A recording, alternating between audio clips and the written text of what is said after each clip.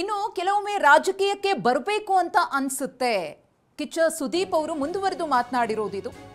ಕಿಚ್ಚ ಸುದೀಪ್ ಅವರು ರಾಜಕೀಯಕ್ಕೆ ಬರ್ತಾರಾ ಅನ್ನೋ ಚರ್ಚೆಗಳು ಆಗಿಂದಾಗ್ಲೇ ಆಗ್ತಾ ಇರುತ್ತೆ. ಯಾಕಂದ್ರೆ ರಾಜಕೀಯವಾಗಿಯೂ ಕೂಡ ಅವರು ಗುರುತಿಸ್ಕೊಂಡಿದ್ರು. ಒಂದಷ್ಟು ರಾಜಕೀಯ ಪ್ರಚಾರಗಳಿಗೆ ಎಲೆಕ್ಷನ್ ಸಂದರ್ಭದಲ್ಲಿ ಅವರು ಓಡಾಡಿದ್ರು. ಹಾಗಾಗಿ ಈ ಪ್ರಶ್ನೆ, ಅದರ ಬಗ್ಗೆ ಅಚ್ಚರಿಯ ಹೇಳಿಕೆಯನ್ನು ಕೊಟ್ಟಿದ್ದಾರೆ. ನಾನು ರಾಜಕೀಯಕ್ಕೆ ಬಂದರೂ ಬದಲಾಗಲ್ಲ, ಬದಲಾಗದ ಹಾಗೆ ನನ್ನ ನಟ್ಟು ಟೈಟ್ ಮಾಡ್ಕೋತೀನಿ.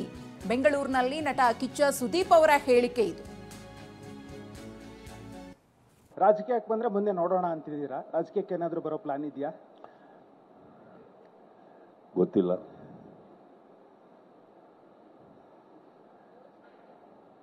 ಆ ರೀತಿ ಯೋಚನೆ ಏನಾದರೂ ಇದೆಯಾ? ಯೋಚನೆ ಇಲ್ಲ, ಅವಾಗ ಯೋಚನೆ ಬರಂಗ್ ಮಾಡ್ತಾ ಇರ್ತಾರೆ ಕೆಲವರು. ಯಾರೋ ಬಿಡಿ.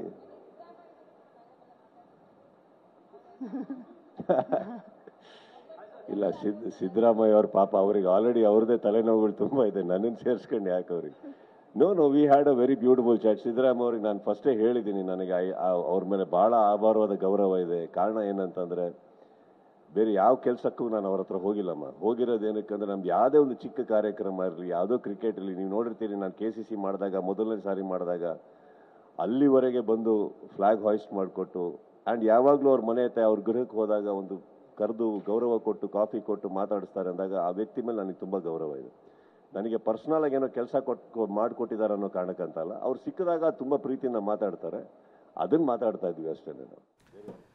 ಈ ಬಗ್ಗೆ ಮತ್ತಷ್ಟು ಡೀಟೇಲ್ಸ್ ಪಡೆಯೋಣ. ನಾವು ಬರ್ತಾನಿದ್ದೀವಿ. ಮಂಗಳ ನಮ್ಮ ಜೊತೆಗೆ ಜಾಯ್ನ್ ಆಗಿದ್ದಾರೆ. ಮಂಗಳ, ಹುಟ್ಟುಹಬ್ಬದ ಸಂಭ್ರಮದಲ್ಲಿದ್ದಾರೆ ಸುದೀಪ್ ಅವರು. ಸೊ ಇವತ್ತೇ ಪ್ರೆಸ್ ಮೀಟಲ್ಲಿ ಬಹುಶಃ ಸಾಕಷ್ಟು ವಿಚಾರಗಳನ್ನು ಮಾತಾಡಿದ್ರು ಅನ್ಸುತ್ತೆ. ಸೆಲೆಬ್ರೇಷನ್ ಬಗ್ಗೆ ಏನಾದರೂ ಹೇಳಿದ್ರ, ನಾಳೆ ಹೇಗಿರುತ್ತೆ ಸೆಲೆಬ್ರೇಷನ್ ಅಂತೇಳಿ? ಜೊತೆಗೆ ರಾಜಕೀಯದ ಬಗ್ಗೆ ಒಂದು ಅಚ್ಚರಿಕೆ ಹೇಳಿಕೆ ಕೊಟ್ಟಿರುವಂಥದ್ದು ಮಂಗಳ ಸುದೀಪ್ ಅವರು. ಬಹುಶಃ ಮುಂದಿನ ದಿನಗಳಲ್ಲಿ ಬರಬಹುದು ಅಂತಾನ. ಜೊತೆಗೆ ದರ್ಶನ್ ಅವ್ರ ಬಗ್ಗೆನೂ ಕೂಡ ಬಹಳ ತುಂಬ ಚೆನ್ನಾಗಿ ನೀಟಾಗಿ ಅದನ್ನು ಹ್ಯಾಂಡಲ್ ಮಾಡಿದ್ರು ಅಂತ ಅನ್ಸುತ್ತೆ. ಅವ್ರು ಕೇಳಿದಂಥ ಒಂದು ಪ್ರಶ್ನೆಗೆ ದರ್ಶನ್ ಬಗ್ಗೆ ಎಲ್ಲೇ ಟಾಂಟ್ ಕೊಡೋದಾಗ್ಲಿ ಅಥವಾ ಕೆಟ್ಟದಾಗ ಏನು ಹೇಳದೆ ಇಲ್ಲೇನೆ ಎಲ್ಲಿರಬೇಕು, ಎಲ್ಲರೂ ಅಲ್ಲೇ ಇರಬೇಕು, ನಾವಿಬ್ರು ಹೇಗಿರಬೇಕು ಅನ್ನೋಂಥದ್ದು ನಮಗೆ ಗೊತ್ತಿದೆ ಅನ್ನುವಂಥ ಒಂದು ವಿಚಾರವನ್ನು ಹೇಳಿದ್ದು ಮಂಗಳ.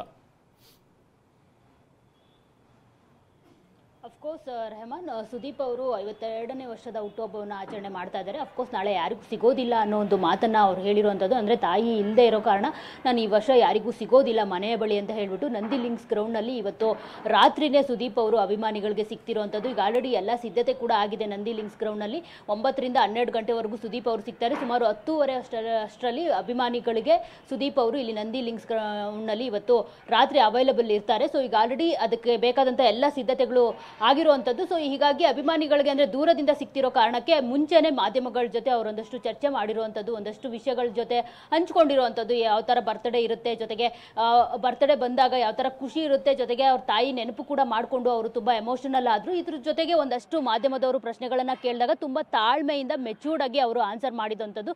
ಫಸ್ಟು ಅವರು ಅಂದರೆ ತಾಯಿ ಅವರ ಹೆಸರಿನಲ್ಲಿ ಮೊನ್ನೆ ಅಷ್ಟೇ ತಾಯಿ ಹೆಜ್ಜೆ ಹಸಿರು ಹೆಜ್ಜೆ ಅನ್ನೋ ಒಂದು ಹೆಸರಿನಲ್ಲಿ ಗಿಡ ನೆಡುವ ಕಾರ್ಯಕ್ರಮವನ್ನು ಕೂಡ ಮಾಡಿದರು. ಅಂದರೆ ನಾನು ಇನ್ನು ಮುಂದೆ ನಮ್ಮ ತಾಯಿ ಹುಟ್ಟುಹಬ್ಬಕ್ಕೆ ಎಲ್ಲ ಕಡೆ ಗಿಡ ನೆಡೋ ಕಾರ್ಯಕ್ರಮವನ್ನು ಮಾಡ್ತೀನಿ, ಸೊ ಹಸಿರು ಕ್ರಾಂತಿ ಮಾಡಬೇಕು ಅನ್ನೋ ಒಂದು ಯೋಚನೆ ಇದೆ, ಸೊ ಹೀಗಾಗಿ ಆ ಪ್ರಯತ್ನ ಪಡ್ತಿದ್ದೀನಿ ಅನ್ನೋ ಒಂದು ಮಾತನ್ನು ಕೇಳಿದ್ರು. ಸೊ ಆವಾಗ ಒಂದಷ್ಟು ಪ್ರಶ್ನೆ ಎದುರಾಯಿತು. ಅಂದರೆ ಈ ಥರ ಸಮಾಜಮುಖಿ ಕೆಲಸಗಳನ್ನು ಮಾಡ್ತಾ ಇದ್ದೀರಾ, ರಾಜಕೀಯಕ್ಕೆ ಏನಾದರೂ ಬರ್ತೀರಾ ಅಂತ ಕೇಳಿದಾಗ ಅವರು ಹೇಳಿದ್ದು ಒಂದೇ ಮಾತು, ಅವರು ಬರೋದಿಲ್ಲ ಅಂತಲೂ ಹೇಳಿಲ್ಲ ಮತ್ತು ಬರ್ತೀನಿ ಅಂತಲೂ ಹೇಳಿಲ್ಲ, ಗೊತ್ತಿಲ್ಲ ಅನ್ನೋ ಒಂದು ಆನ್ಸರ್ ಅವರು ಕೊಟ್ಟಿದ್ದಂಥದ್ದು. ಸೊ ಗೊತ್ತಿಲ್ಲ ಅಂತ ಅಂದಾಗ ಅದು ಕ್ವಶನ್ ಮಾರ್ಕ್ ಆಗುತ್ತೆ, ಅಂದರೆ ಅವರಿಗೆ ಆಲೋಚನೆ ಇದೆ ಅಂತ ಕಾಣುತ್ತೆ. ಸೊ ಆಗ ಪ್ರಶ್ನೆ ಎದುರಾದಾಗ ಅವ್ರು ಹೇಳಿದ್ದು, ನನಗೆ ಒಮ್ಮೊಮ್ಮೆ ಯಾರನ್ನಾದ್ರೂ ನೋಡಿದಾಗ ಆ ಥರದ ಆಲೋಚನೆಗಳು ಬರಬೇಕು ಅಂತ ಹೇಳ್ಬಿಟ್ಟು, ಸೊ ಮುಂದೆ ಬಂದರೂ ಬರ್ಬೋದು ಅನ್ನೋ ಒಂದು ಮಾತನ್ನ ಹೇಳಿದ್ರು. ಅದಾದ ನಂತರ ಅಂದರೆ ರಾಜಕೀಯಕ್ಕೆ ಬಂದಮೇಲೆ ಕೆಲವರು ನಟರಾಗಿರ್ಬೋದು ಮತ್ತು ಬೇರೆ ವ್ಯಕ್ತಿಗಳಾಗಿರ್ಬೋದು, ರಾಜಕೀಯ ಬಂದಮೇಲೆ ಚೇಂಜ್ ಆಗ್ತೀರಾ ಸರ್ ನೀವು ಅಂತ ಕೇಳಿದಾಗ, ಜೊತೆಗೆ ನೀವು ಯಾವ ವಿಷಯವನ್ನು ನೋಡಿದಾಗ ಮತ್ತು ಯಾವ ಒಂದು ವ್ಯಕ್ತಿಯನ್ನು ನೋಡಿದಾಗ ಅವ್ರ ನಟ್ಟು ಬೋಲ್ಟು ಟೈಟ್ ಮಾಡಬೇಕು ಅಂತಂದರೆ ನೀವು ರಾಜಕೀಯಕ್ಕೆ ಬರ್ತೀರಾ ಅಂತ ಕೇಳಿದ್ದಕ್ಕೆ ಅವ್ರು ಹೇಳಿದ್ರು, ನಾನು ರಾಜಕೀಯಕ್ಕೆ ಬಂದರೆ ಬದಲಾಗಲ್ಲ, ನನ್ನ ನಟ್ಟು ನಾನೇ ಟೈಟ್ ಮಾಡ್ಕೊಳ್ತೀನಿ. ಸೊ ಈ ಒಂದು ಕನ್ನಡ ಚಿತ್ರರಂಗದಲ್ಲಿ ಏನು ನಟ್ಟು ಬೋಲ್ಟು DK ಸಾಹೇಬರು ಈ ಒಂದು ಹೇಳಿಕೆಯನ್ನು ಕೊಟ್ಟಿದ್ರು, ಅದು ಅವ್ರು ಕೊಟ್ಟಿರೋದಲ್ಲ, ಸಾಧು ಅವರು ಅವ್ರಿಗೆ ಹೇಳಿಕೊಟ್ಟಿರೋದು. ಸೊ ಹೀಗಾಗಿ ಆ ಒಂದು ಡೈಲಾಗ್ ಬಂದಿದೆ ಅಷ್ಟೇ, ಅದು ಬಿಟ್ಟರೆ ಬೇರೆ ಏನಿಲ್ಲ ಅನ್ನೋ ಒಂದು ಮಾತನ್ನು ಹೇಳಿದ್ರು. ಅದಾದ ನಂತರ ರಾಜಕೀಯಕ್ಕೆ ಬರ್ತಾರಾ ಇಲ್ವಾ ಅನ್ನೋದನ್ನ ಕ್ವಶನ್ ಮಾರ್ಕ್ ಆಗೇ ಇಟ್ಟಿದ್ದಾರೆ. ಸೊ ಇನ್ನಷ್ಟು ದಿವಸಗಳು ಕಾಯಬೇಕು ಅಂತ ಅನ್ಸುತ್ತೆ. ಮೇ ಬಿ ಅವರು ಇವತ್ತು ಹೇಳಿರೋ ಪ್ರಕಾರ ನೋಡ್ತಿದ್ರೆ ಒಂದಲ್ಲ ಒಂದು ದಿನ ಅವರು ರಾಜಕೀಯಕ್ಕೆ ಬರ್ತಾರೆ ಅನ್ನೋದು ಈಗ ಎಲ್ರಿಗೂ ಒಂದು ರೀತಿ ಹಿಂಟ್ ಕೊಟ್ಟಾಗೇನೆ. ಸೊ ಅದಾದ ನಂತರ ಅವರು ದರ್ಶನ್ ಅವ್ರ ಬಗ್ಗೆ ಕೂಡ ಮಾತನಾಡಿದ್ರು.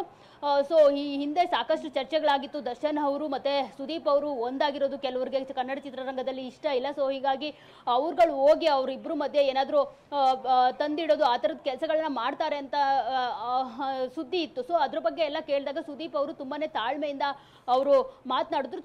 ದರ್ಶನ್ ಅವರು ಸಿನಿಮಾ ಡಿಸೆಂಬರಲ್ಲೇ ಬರ್ತಿದೆ, ಕಿಚ್ಚ 47 ಸಿನಿಮಾ ಕೂಡ ಡಿಸೆಂಬರಲ್ಲೇ ಬರ್ತಿದೆ, ಹೀಗಾಗಿ ಏನು ವಾರ ಸರ್ ಇದೊಂದು ಚಾಲೆಂಜಾ ಅಂತ ಕೇಳಿದಾಗ ಆ ಥರದ ಚಾಲೆಂಜ್ ಏನೂ ಇಲ್ಲ, ಅವ್ರ ನೋವು ಅವ್ರಿಗಿರುತ್ತೆ, ನಮ್ಮ ನೋವು ನಮಗಿರುತ್ತೆ. ಸೊ ಡೆವಿಲ್ ಸಿನಿಮಾಗೂ ಕೂಡ ಒಳ್ಳೇದಾಗಲಿ.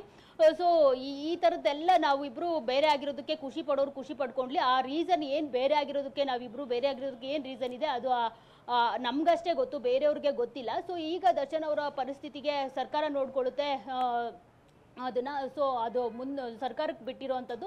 ನಮ್ಮಿಬ್ರು ಮಧ್ಯೆ ಆ ಥರ ಸದ್ಯಕ್ಕೆ ಯಾವುದೇ ರೀತಿ ಇದಿಲ್ಲ, ಆದರೆ ಮಾತನಾಡೋದಿಲ್ಲ ಅಷ್ಟೇ ನಾವು. ಸೊ ಈ ತಂದಿರೋರ್ಗೆಲ್ಲ ಮತ್ತೆ ಈ ಖುಷಿ ಪಡೋರ್ಗೆಲ್ಲ ನಾವೇನು ಹೇಳೋದಕ್ಕಾಗೋದಿಲ್ಲ ಅನ್ನೋ ಒಂದು ಮಾತನ್ನು ಅವರು ಹೇಳಿದ್ದಂಥದ್ದು. ಸೊ ಎಲ್ಲೋ ಒಂದು ಕಡೆ ನನಗೆ ಇನ್ನೂ ಕೂಡ ನಾವಿಬ್ಬರು ತುಂಬ ಚೆನ್ನಾಗಿದ್ದಿದ್ದು ಒಂದಷ್ಟು ಮೆಮೊರಬಲ್ ಮೂಮೆಂಟ್ಸ್ ನೆನಪಾಗುತ್ತೆ. ಸೊ ಅವರಿಗೂ ಕೂಡ ದರ್ಶನ್ ಅವ್ರಿಗೂ ಕೂಡ ಒಳ್ಳೇದಾಗಲಿ ಅನ್ನೋ ಒಂದು ಮಾತನ್ನು ಸುದೀಪ್ ಹೇಳೋ ಮೂಲಕ ನಮ್ಮಿಬ್ರು ಮಧ್ಯೆ ಸದ್ಯಕ್ಕೆ ಮನಸ್ತಾಪ ಅನ್ನೋದು ಬಿಟ್ಟರೆ ನಾವಿಬ್ಬರು ಆ ರೀಸನ್ ಏನಿದೆ ನಮ್ಮಿಬ್ಬರು ಜಗಳಕ್ಕೆ ಮತ್ತು ಈಗ ಅವ್ರ ಅಂತರಕ್ಕೆ ಏನು ಕಾರಣ ಇದೆ ಅದನ್ನು ಹೇಳಲಿಲ್ಲ ಆದರೂ ಅದು ನಮ್ಮಿಬ್ರಿಗೂ ಅಷ್ಟೇ ಗೊತ್ತು, ಬೇರೆ ಯಾರಿಗೂ ಗೊತ್ತಿಲ್ಲ.